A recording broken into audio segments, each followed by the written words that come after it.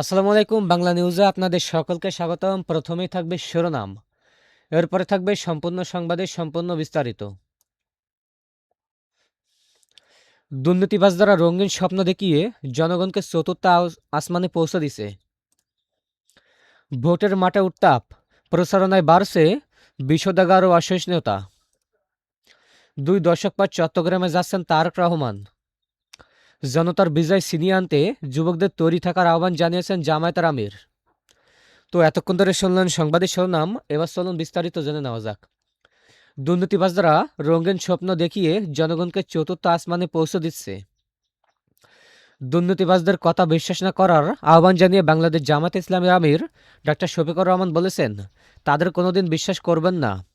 এরা নির্বাচনের রঙিন স্বপ্ন দেখিয়ে মজার মজার কথা বলে জনগণকে চতুর্থ আসমানে পৌঁছে দিচ্ছে। এরা ধোঁকাবাজ, এদের চিনে রাখেন। এদের ইয়েস বলবেন না, লাল কার্ড দেখাবেন। শুক্রবার 23শে জানুয়ারি রাতে রংপুর পাবলিক লাইব্রেরি মাঠে জামায়াতসহ 10 দলের আহ্বানে জনসভায় প্রধান অতিথির বক্তৃতাকালে তিনি এসব কথা বলেন। জামায়াতের আমির বলেন, আমরা সাম্যের বাংলাদেশ চাই, চাঁদাবাদ মুক্ত, দখলমুক্ত ও আধিপত্যবাদ মুক্ত বাংলাদেশ চাই। ফ্যাসিবাদ বিরোধী আন্দোলনে যারা হয়েছিল ওই ওয়ান্ট যাতে সেই ন্যায় বিচার বাংলাদেশ চাই। যারা এখন দেশ গড়ার কথা বলেছে তাদের নিজেদের চরিত্র দিয়ে প্রমাণ করতে হবে যে তারাই এই কাজের উপযুক্ত। 10 দলীয় জোটের প্রার্থীদের বিজয় করার আহ্বান জানিয়ে তিনি বলেন, আমরা বিজয়ী হলে ইনসাফের বাংলাদেশ উপহার দেব। ডাক্তার শফিকুর রহমান বলেন, দেশে দুবার স্বাধীন হলেও সত্যিকারের স্বাধীনতা দেশের নাগরিকরা পায়নি। দুর্নীতি দুঃশাসন জাতিকে সর্বহারা জাতিতে পরিণত করেছে। আওয়ামী লীগ বাংলাদেশে সিঙ্গাপুর আর কানাডা বানাতে চেয়েছিল, তারা করতে পারেনি। তারা দেশের টাকা লুট করে ব্যাংকগুলোকে খালি করে সিঙ্গাপুরে বড় বড় ব্যবসা খুলে বসেছে। তারা এখন দেশে পালিয়ে বেড়াচ্ছে। কোথায় লুকাবে সেই মানসিক যন্ত্রণায় ভুগছে। সুপ্রিম কোর্টের এক বিচারপতি অনেক বড় বড় কথা বলেছেন। তিনি পালিয়ে গেলে কলাপাতায় শুয়েছিলেন। সেই জন্য আমরা বলি, অতিরিক্ত বাড়াবাড়ি কারোর জন্য মঙ্গল বয়ে আনে না। ক্ষমতায় গেলে রংপুর অঞ্চলের মানুষের স্বপ্নের তিস্তা মহাপরিকল্পনা বাস্তবায়ন করা হবে জানিয়ে জামায়াতের আমির বলেন, কৃষিভিত্তিক শিল্প কারখানা স্থাপন হবে, এতে করে বেকার সমস্যার সমাধান হবে। নতুন শিল্প কারখানা স্থাপন করা হবে।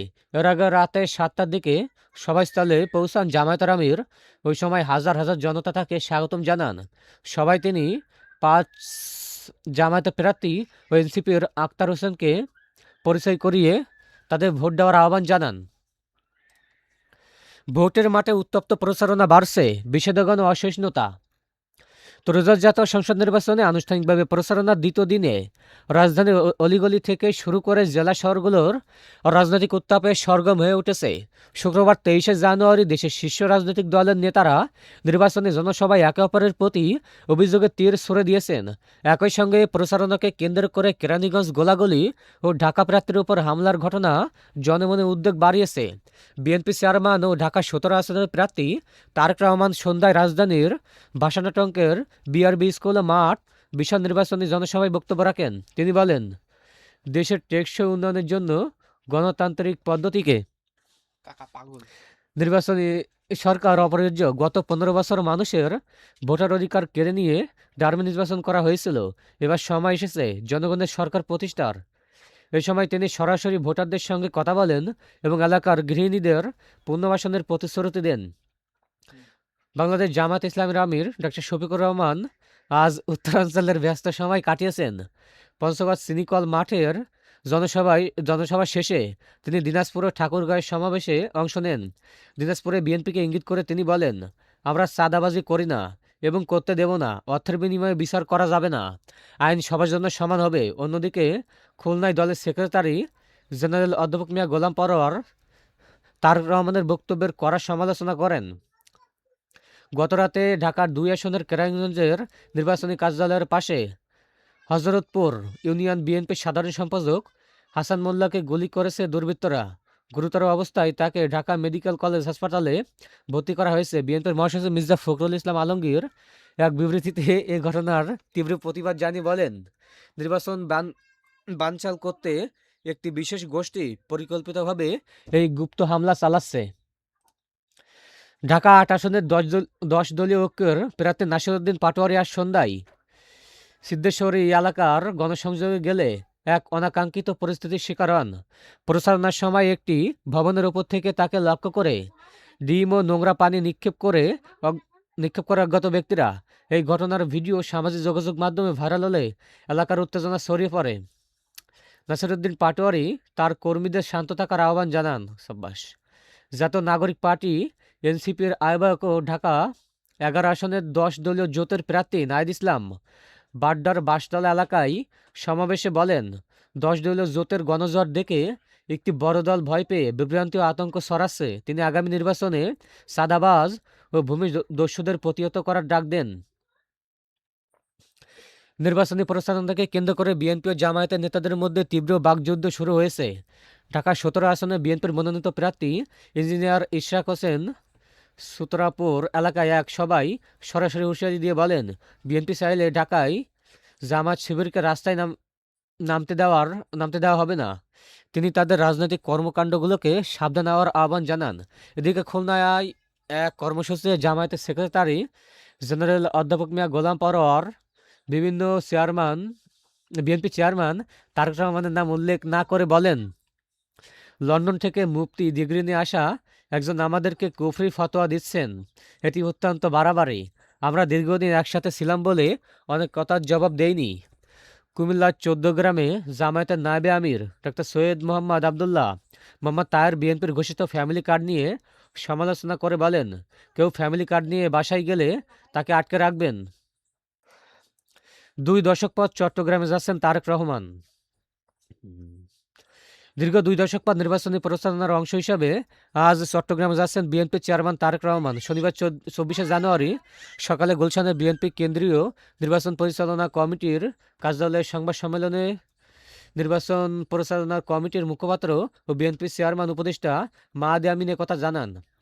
মাহাদি আমিন চট্টগ্রামের কর্মসূচি নিয়ে বলেন, রোববার 25শে জানুয়ারি 9টা 30 মিনিটে স্থানীয় একটি হোটেলের হল রুমে বিভিন্ন বিশ্ববিদ্যালয়ের 300 জন শিক্ষার্থীদের নিয়ে ইথুর পলিসি টোকে অংশ নেবেন বিএনপি চেয়ারম্যান তারেক রহমান। সেখানে তিনি শিক্ষা, কর্মসংস্থান, কৃষি ও নারীর ক্ষমতায়ন সহ বিভিন্ন বিষয়ে বিএনপির পলিসি নিয়ে মত বিনিময় করবেন এবং তরুণীদের পরামর্শ শুনবেন।